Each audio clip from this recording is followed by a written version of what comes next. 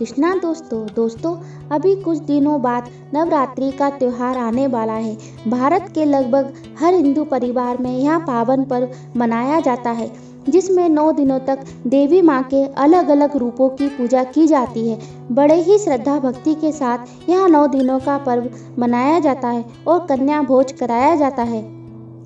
यहाँ पर मैं आपको नवरात्रि की पूजन विधि नहीं बता रही हूँ। यह जानकारी तो आपको कई YouTube चैनल पर मिल जाएगी।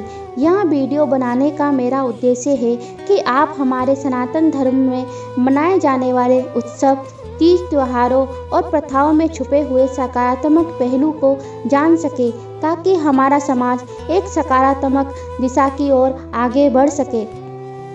हमारे सनातन धर्म पर हमें गर्व है, क्योंकि यह हमें स्त्रियों का सम्मान करना सिखाता है, उसे पूजनीय और वंदनीय दर्शाता है। जब वह बाल रूप में होती है तो नवरात्रों में कन्या के रूप में पूजा जाता है। जब माता पिता अपनी पुत्री का विवाह किसी के साथ करते हैं तो कन्यादान किया जाता है, जिसे हमारे शास्त्रों में महादान माना गया है। जब स्त्री ससुराल में अपना पहला कदम रखती है तो उसे लक्ष्मी स्वरूप मान कुमकुम से पैरों के छाप लगवाए जाते हैं और पूजा की थाली में दीपक रख उसकी आरती की जाती है और गृह लक्ष्मी का दर्जा दिया जाता है। हमारे सनातन धर्म के अनुसार जो भी प्रथाएं प्रचलित हैं, उनमें सदा स्त्री सम्माननीय और पूजनीय रही है।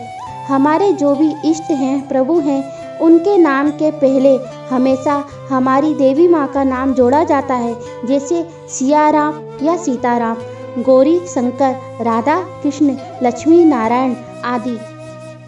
अतः पूर्ण रूप से स्पष्ट है कि हमारा सनातन धर्म हमेशा स्त्रियों को सम्माननीय, पूजनीय और पुरुष से पहले स्त्री को स्थान देने की ओर संकेत करता है।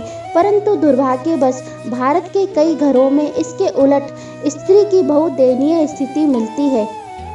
सम्मान देना तो बहुत दूर की बात है, उन्हें पुरुष के बराबर का दर्जा भी नहीं दिया जाता है और छोटी सोच के चलते हमेशा नीचा दिखाने का प्रयास किया जाता है।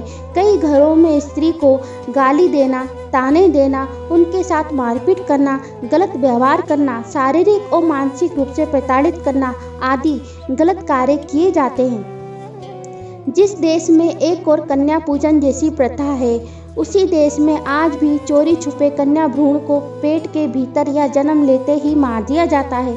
वहीं दूसरी तरफ छल से या झूठे प्यार का नाटक कर एक लड़की की इज्जत के साथ खेला जाता है, या फिर जोर जबरदस्ती कर बलात्कार जैसे घिनौने कार्य को अंजाम दिया जाता है। यह हमारे लिए बहुत शर्म की बात है।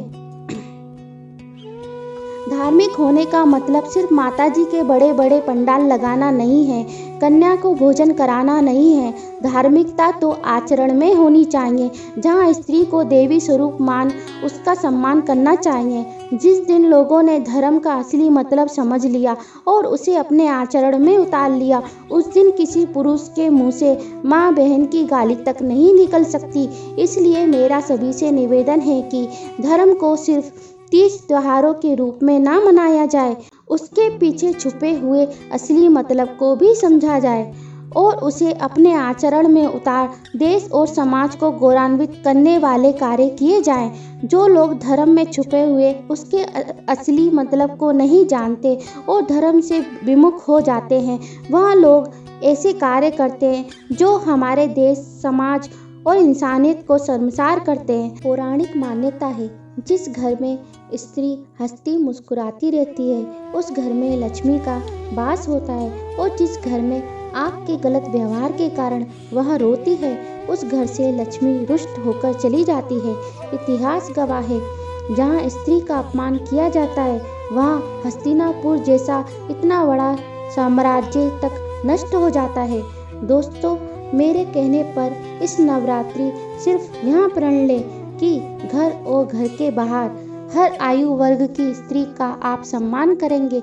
यकीन मानिए, आपके ऊपर लक्ष्मी, दुर्गा, सरस्वती माँ के हर रूप की कृपा बरसेगी। अतः इस साल के नवरात्रों में सिर्फ कन्या पूजन नहीं, बल्कि हर बहन बेटी, चाहे वह अपने घर की हो या दूसरों के घर की, उसको सम्मान देने का वचन ले और अपने धर्म की मर्यादा का पालन करे। दोस्तों, यदि आपको मेरी यहाँ वीडियो अच्छी लगी तो आप इसे लाइक करें, शेयर करें और सब्सक्राइब करें। साथ ही बेल आइकॉन के बटन को भी दबा दें ताकि इसी तरह की अच्छी वीडियो आप लोगों तक सबसे पहले पहुँचे। धन्यवाद। राधे राधे।